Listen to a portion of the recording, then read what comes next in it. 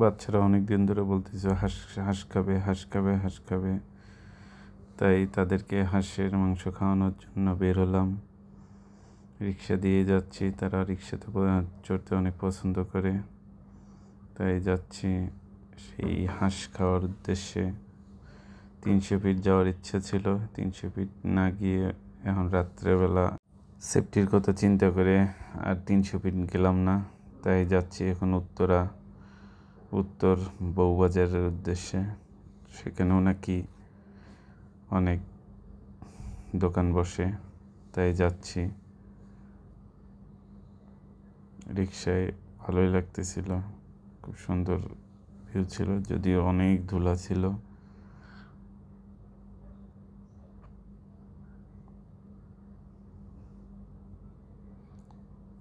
এসে হাঁস নিচ্ছিলাম, জানি না কেমন টেস্ট হয়।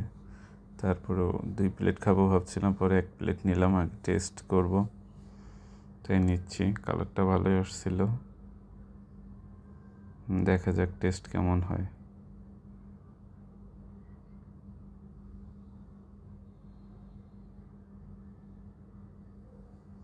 সাথে বট ছিল,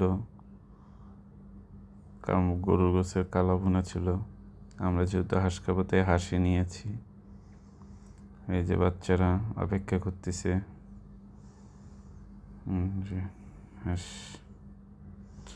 এই যে আমারও আইফোন খাবার ইচ্ছা, যদিও তো হাই ডায়াবেটিস, সে খাবেই। মুখে দাও। মাশাআল্লাহ, আমার ছোট মেয়েটা খাচ্ছে, বড় মেয়েও খাচ্ছে।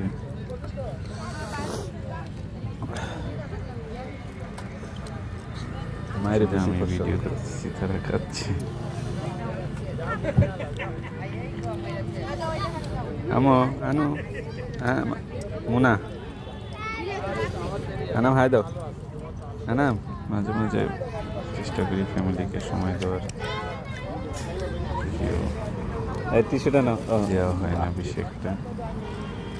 শাবাশ, আমার বুড়িটা মাজতেছে, ভালো হয়েছে। খালি জামা নষ্ট করে তাই টিস্যু দিয়ে গলাটার মধ্যে। অল্প একটা দোকান, পাশের 4 দোকান ছিল। বউবাজারের আগের সব। কেমন লাগতেছে চা? চা নিলাম, চাটা অনেক টেস্ট আছে। চা খাবা তোমরা? যেভাবে করা খাবে এরকম। আনাম খাবা? বড় মেয়ে খাবে না, ছোট মেয়ে খাবে। ছোট মেয়ে তো জামা নষ্ট করে তাই দেয়নি। চাটা অনেক টেস্ট ছিল, সইতে রেখে দিলাম।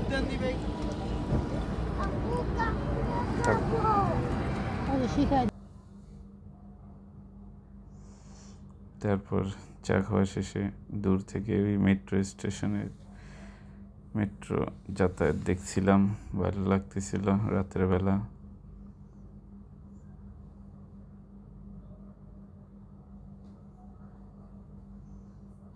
অনেক দূরে গিয়েছিলাম, তাই রিক্সা পাইতে কষ্ট হচ্ছিল, তাই দৃশ্যগুলো উপভোগ করতেছিলাম।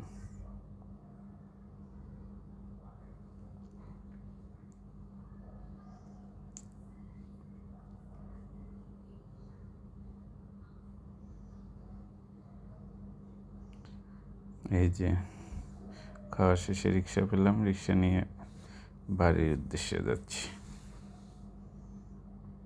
এই ছিল আজকের মতো, সবাই ভালো থাকবেন, আল্লাহ হাফেজ।